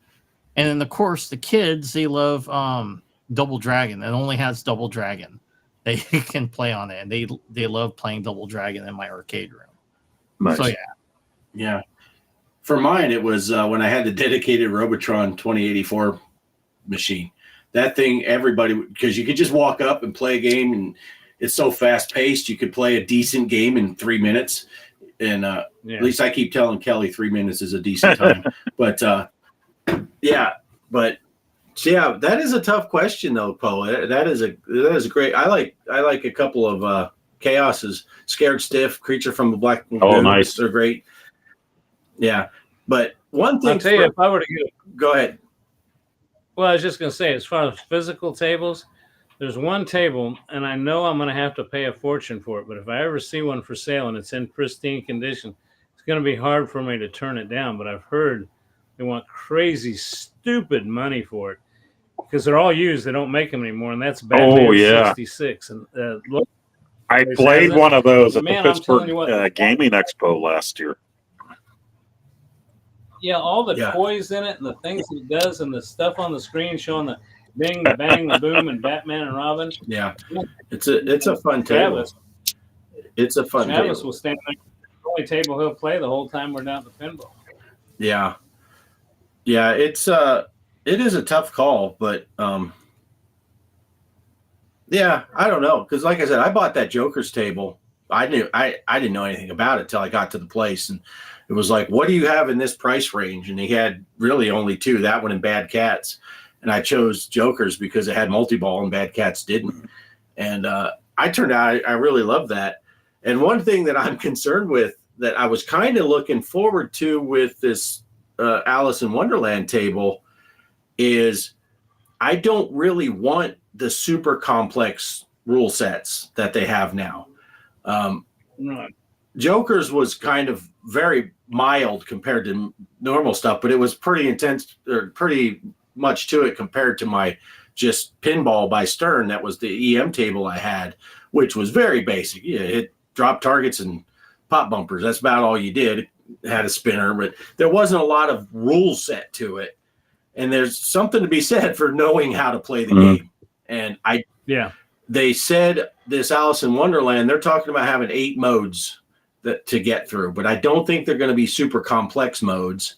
And then I think he said to do the wizard mode or whatever is like if you complete all the modes 3 times, then you have saved Alice from Wonderland kind of thing. But he did say that it's looking like they're going to have 8 modes to the thing. And it's like, well, I don't want it to be too deep because I just want to be able to sometimes just want to smack the ball around and try to get some points. And you're not like, okay, I got to hit this ramp 3 times, and then I got to hit the drop targets on the right side, and then I got to get it in the sinkhole on the upper left corner before the timer runs out. And you're like, okay, that was just the one thing. Now I did that. I got, So I'm kind of a medium school when it comes to that. I like some rules to go for, but I don't want it to be so in depth that I don't, know what I'm doing.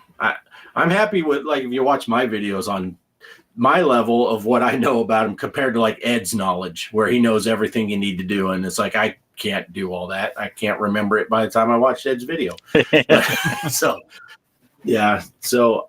I do like Elvira Scared Stiff more than the other ones of Elvira because I've played it the most. It's one of those things. Right. I played Elvira Scared Stiff a ton. So I'm very familiar with what I'm supposed to do. And even though the haunted house one or whatever it's called, haunted mansion, haunted house, Elvira's, it's a cool game. It's got a lot of neat stuff, but I don't know it very well. So if I had to pick right now, I would go with Scared Stiff. But if I played on that other one, if they were side by side and I got to spend a couple hours at the store and they were both the same price kind of thing, let me play this one for an hour and let me play this one I might switch. But, but right now I'm more comfortable with Scared Stiff. So, Derek mentioned VPX has that Batman 66, and that's probably what would happen if I found a used actual Batman 66 table and they told me it was $12,000 and it was for pristine. I'd probably go home and lay down and say, take a little break and think, I've got that on VPX. And it has the same, with the pup pack, it has the same stuff on it. And I can play it anytime I'd want, and probably reality would kick in, and I'd probably say, no, I'm not buying another one. I mean, that's what I've heard they're going for. It's about $12,000 for a used Batman 66. Yeah. Yeah. But with that it is cool. Guys, I don't know if you've noticed me moving around here. I don't know what's happened, but I'm hurting, and I'm going to have to say goodnight. I got to get up from this chair. I've been doing really good, but if you noticed, I've been sitting up, moving around, and I noticed you're getting fidgety. Yeah. Yeah, I'm going to take a pain pill and smoke a joint and go to bed. So anyway, with that being said. All right. Good night, Gregory. All right. We'll see you, Greg. All right. Have a good one, guys. Yeah. Derek, no, the topper is Party Monsters. Elvira and the Party Monsters is the topper. But yeah. Yeah, to own one, I would say I really like Monster Bash. And I also like Funhouse. I like ones that have toys. So yeah, maybe one of those. My buddy had, and I don't know which, I know there's multiple KISS ones, I think. My buddy had a KISS table back when we were in high school.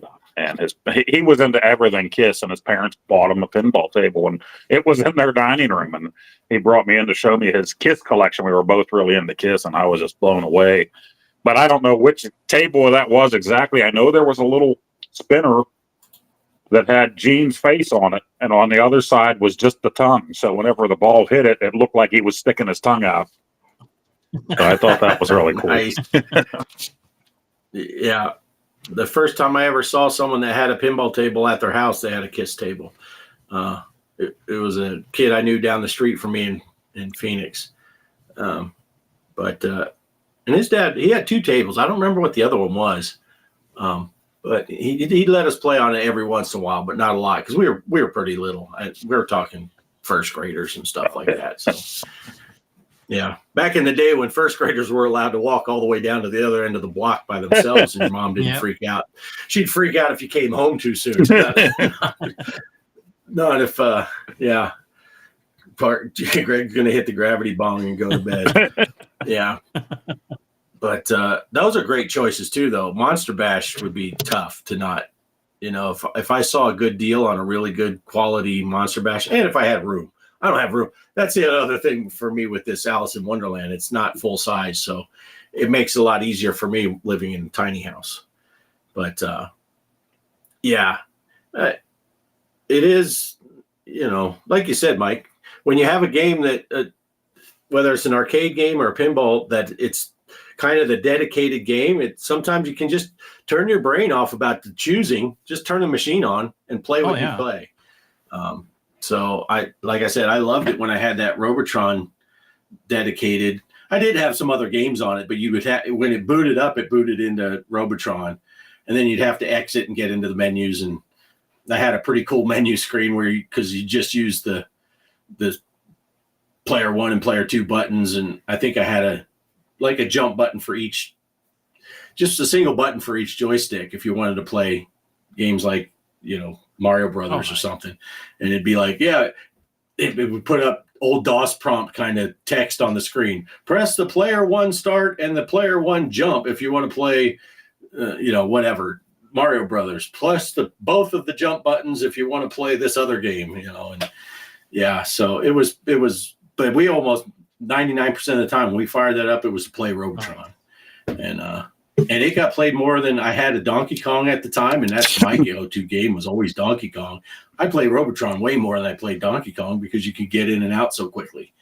It's like, but I don't know. And then Jason turned like 7, and then I couldn't touch his scores anymore on Robotron. So I was like, dang it. he would throw scores on that thing like I could not believe. But yeah. But that's a great Monster Bash is a fun table. That's one of my favorites of all time. Somebody locally had the Funhouse table for sale. I can't remember the price, but man, I was looking at that too. Yeah, that would be Yeah. cool. Yeah, they are spacious though. They're full size tables. You need to have a lot of room for them, and there is maintenance to be had. So you do got to be prepared for that. And like I told Kelly and I were talking about it when we were watching that show about the Alice in Wonderland on P-Dub's channel. I would probably, at the time that I ordered it, I would probably order a couple extra flippers and some of the solenoids, that the main ones that go out more often than not, and just to have them on hand. So even if they didn't go out of business or anything, if you don't want to have to wait 6 weeks if your flipper dies. Right. You know? So, and somewhere, I think I've showed it before, somewhere underneath this pinball machine, I still have some solenoids and flippers and stuff from when I owned pinball machines 15 years ago, because that's the same thing I did. I bought spare parts, because you will have things that break with a physical machine. So, yeah. Oh, T-Dog's got to take off. T-Dog. See ya, T-Dog. Yeah. And thanks for sharing. thanks for playing Ms. Pac-Man. Yeah. Appreciate everybody that joins in. Yes, we definitely do. So that's officially the end of my pinball talk. You got anything else you guys wanted to talk about? Well, I know we have that movie section, right? That on our Discord. This is going to be the movie I'm going to be watching. No, let's do that. You see it? Oh, let me get this. Oh, yeah. To Drive with Corey Haim and Corey Feldman. The Coreys. The Coreys. Yeah. Gonna go, and Heather Graham. Nice. Heather Graham, of course, you can't forget Yes. her in the movie as well. Roller Girl. Yeah. Yeah. Roller Girl. Yeah.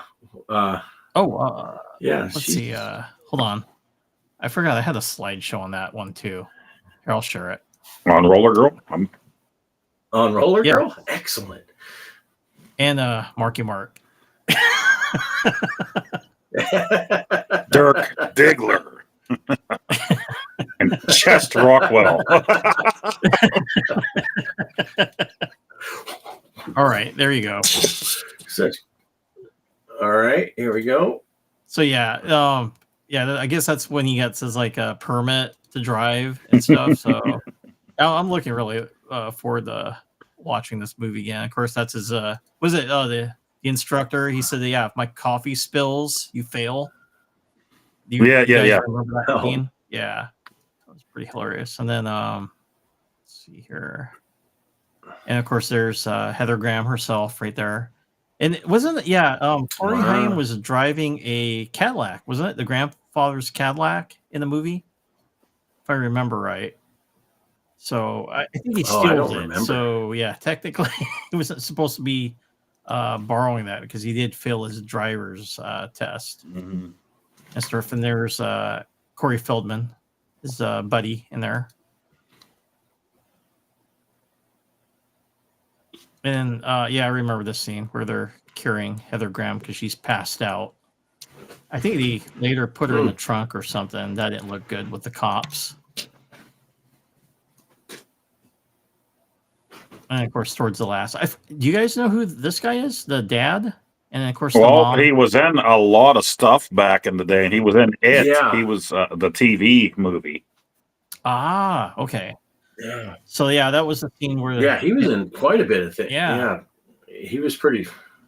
And then the mom, I seen her before too, the one that's pregnant that needs to go to the hospital. So dad tells her, you're driving, even though he knew he didn't have his driver's license and stuff. That was actually pretty cool. But that's it. So I'm looking forward to watching that tonight because I pulled it out and my son's like, oh, I've never seen that movie before. So I said, okay, we can watch that tonight. It's been a long time since I watched that. I remember renting it back in the 90s and watching it. Oh, yeah. Yeah. Yeah, that was like, because of the cover. I mean, the VHS cover, that's why I rented. Like, I know Corey and Haim and Feldman and stuff. So, awesome movie. Yeah. Yeah, it's been a long time. I think I saw it way back in the day. And, but I actually downloaded the Last Starfighter. Oh, nice. Cool. I was planning on watching that while we were on the train. Maybe I put it on a thumb drive because was that one of the ones that Randy Savage, Retro Savage? Yes, he has that in his collection. Yeah. Was that one in that video he did not that long ago? All those movies he picked up, and I was like, man, I haven't seen that movie in forever. So I kind of got the hankering to watch it, and I downloaded it, and I didn't. We started watching one movie on the train. I think that's why I texted you guys. Said my laptop started smoking, and I think something just because the train jiggling and stuff. I think the something got maybe loose in one of the fans, and it was smoke checking the fan. But they're working still. Both fans are working, and I don't know, but Pogster Greg just left a few minutes ago. He was starting to get uncomfortable, had to go. So good to see you in here. Sorry you missed your buddy Greg. He'll be in the replay though for the first hour and 40 minutes. But that was in Retro Man Randy Savage's video, and it got me thinking, man, I haven't seen that movie in forever. I want to watch that movie. So I think I'll be watching that sometime this week. Yeah, Lost Boys is good too. That Derek. Oh yeah. Yeah, Lost Boys is a good Mike movie. gave me and the Corys are awesome in Monster Squad when I was out to visit him at his house there. Oh yeah. And so it's kind of funny. I just happened to see on Facebook today that they found that car from that movie, the hearse from that movie. Some guy has it on his property, and it's actually rusting out. So I don't know. It came up randomly on Facebook. This guy found it. They're talking to the guy. They're going to try to buy it off of him and restore the thing, and maybe have it shown at different shows and stuff. So they're trying to talk him into letting them buy it off of them because they said it's really rusting out right now. Yeah, they need to restore it. Yeah. Polo, what's a great VPX table? Last Starfighter? Is there a... Wolfman does have Nards. Wolfman has Nards. That's hilarious. My buddy used to rent that. They don't make movies like they used to. Used to rent that all the time. We watch it over and over again. So I was so glad when Mike gifted me that. Nice. Yeah, I haven't seen that movie in forever either. There's so many good movies back then. You almost get to where you forget about them, and then someone mentions it, and you're like, "Oh, such a great movie!" I just saw recently. I don't know if you guys remember the series Monsters. It was kind of like Tales from the Crypt on TV. Yep. Yeah, I used to watch that with my dad late at night, and somebody said it's streaming on Prime now, so I'm gonna have to check that out. Ooh. Okay, I gotta watch that. I love watching that show. Nice. I have to look that up too. Yeah. Polo was like asking Cry Little Sister. I've never heard of that movie before. You guys? No, that's the song from the Lost Boys. Lost Boys. Yeah. Wasn't Bill in the movie from Bill and Ted? Bill from Bill and Ted. Yes, he was in it. Yeah. Yeah. Oh, he's one of the vampires, is. Yeah, he ends up getting killed. He's the first one to die, I think. The first of the vampires. Poe might confirm that once he can hear us again. I don't know. Yeah, my phone is about dead here. I'm trying to plug it in. I had to get rid of the headphones here. Oh, nice. Yeah, was Bill S. Preston Esquire? Was he the first vampire to get killed? I think so. Yeah, I think the keeper and them were all pissed off. And yeah. And then the other one was the guy they said looks like Twisted Sister. Yeah, that was a great movie. Just Corey Haim, I think, was just hilarious in that movie.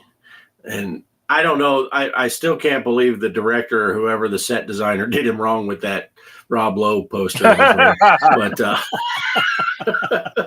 well, at least it wasn't Charlie Sheen. So right. Yeah, such a good movie. First come, first date. Yeah. Do you ever see that other movie that he was in? Shit, what was that called? It's the guy that played Bill and Ted. What's his name? God, I can't think of his name. It was in my head for a second.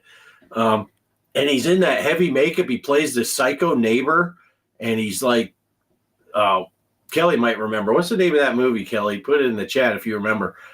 It's hilarious. You can't even tell it's him. Because the makeup's so heavy, and he just plays this obnoxious neighbor who's like kills people and stuff. It just came out like 2 years ago. Dang it. And I can't remember the actor's name either, so it'd be hard to look up. But I guess you could look up Bill and Ted and then find out his name. But is that it, Derek? Is it Freaked? Great cheesy horror. Yeah. Yeah, it was definitely a cheese fest. But once you know that it's him under the makeup, the whole time I'm watching to see signs that it's him. Just and it is cheesy horror, and it's worth watching. Besides that, yeah, okay. But dang it, I cannot remember. Anyway, if I remember it, I'll put it up in the Discord. But yeah, it's crazy because you can't even tell it's him. The makeup was so heavy. But anyway, anything else? We're running up on that 2-hour mark. Yeah, it's about time for bed. Yeah, I'm getting pretty tired. It's been a long day for us again, like normal. Yeah, freaked, Kelly says. So, all right, I'm thinking let's just roll into final thoughts. If that sounds good to you guys. Sounds like it's 8 o'clock.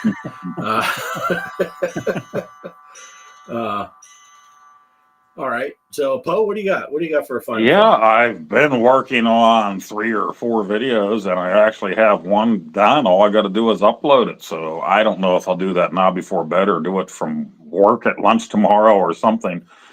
And the other ones are close to finished. So finally, I've been working on them for a while. Another thing is I finally did a video on the 3DO that I bought like 3 weeks ago. And got that video about done. But a lot of these systems that I bought through the years, I was trying to collect all kinds of games for, and it gets expensive. So like when I got my TurboGrafx, I got an EverDrive for it, you know. For my Genesis, for the 32X games and the CD game, I got an EverDrive for it. There's a thing called ODE for these disk-based systems that a lot of people are doing now, where you bypass or disable the laser, because that's what goes in a lot of these systems.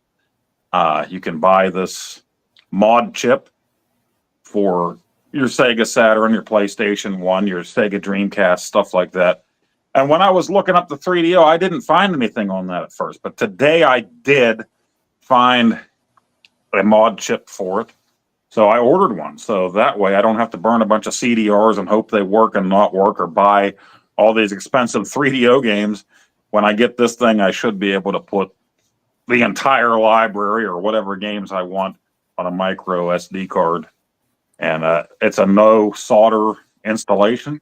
You take the ribbon cables from the original disk drive, or the laser, you know, from the CD drive, and put them into this thing and put your thumb drive on there. So I'm going to give that a try instead of spending $100 per game for the 3DO. So You do need to get a physical copy of Plumbers Don't Wear Ties, though. yeah, I saw that. Saw a few of them on eBay. Wow, are those expensive for such a bad game? Yeah, I got a copy of it. I bought it from my coworker that had a bunch of 3DO stuff that he doesn't play anymore.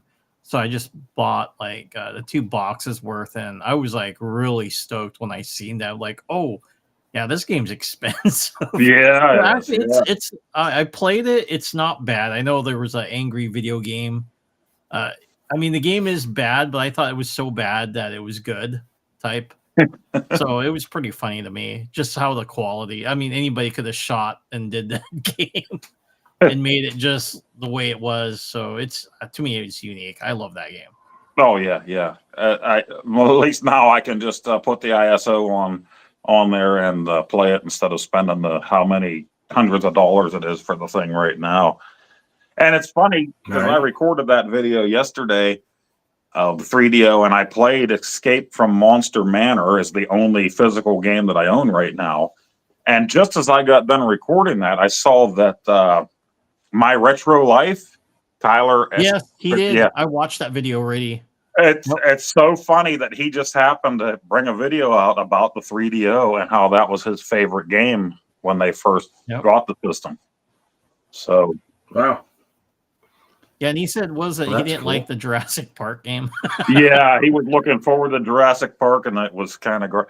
I love his channel. I've loved it for years. You know, it's just if you haven't watched it before, his dad was huge into video gaming since the Atari 2600, and his dad recorded like every moment of their game collecting life back in the late 80s, all the way up through the early 2000s. So he has like every important system launch and game launch on VHS that his dad recorded back in the day. Wow. It's an awesome channel. I love Tyler's channel. Yeah. Nice. All right. Well, hey, before we get to Mike and your final thought, I got to be in. Destroy Our Neighbors is the movie with Alex Winter is the guy. Alex Winter, that's I it. don't know how well you'll be able to see this, but whoa. Excellent. Yeah. But that's him in that movie. It's funny. It is funny, but anyway, yeah. Road Rash on 3DO, says Derek. Yeah, I was gonna buy that, but then I went and found this mod, so I'm like, okay, I'm not gonna buy anything till I make sure this thing works. So right. And if this works out fine, I'll probably end up Oh. getting one for my Dreamcast and for my Saturn also. Nice. All right. Are we good to move on now? Yeah.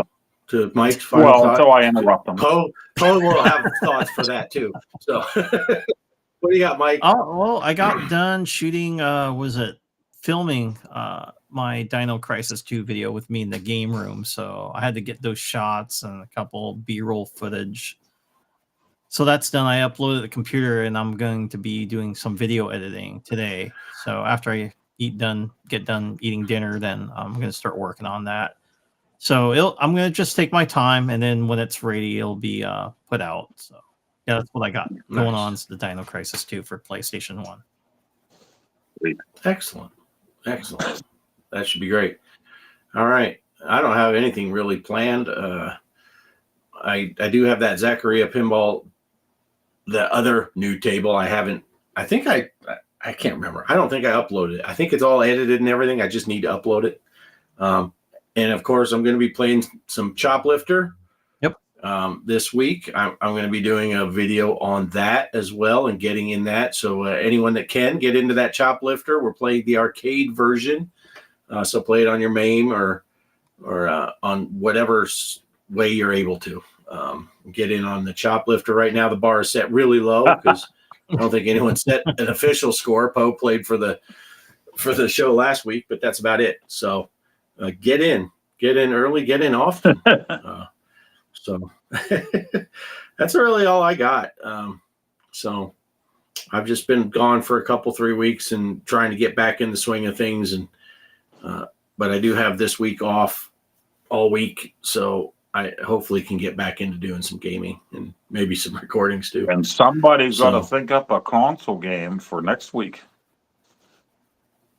Okay. Yeah, we can talk about that. So sounds good. So so look for that. Get in on the Choplifter. You have all the way till next Saturday night, midnight time Pacific. So you got plenty of days. You got plenty of days to get in on that thing. So that's all I got. I think I'm going to roll the outro. So we will catch you all guys next week. Thanks for watching. Later. Outro play.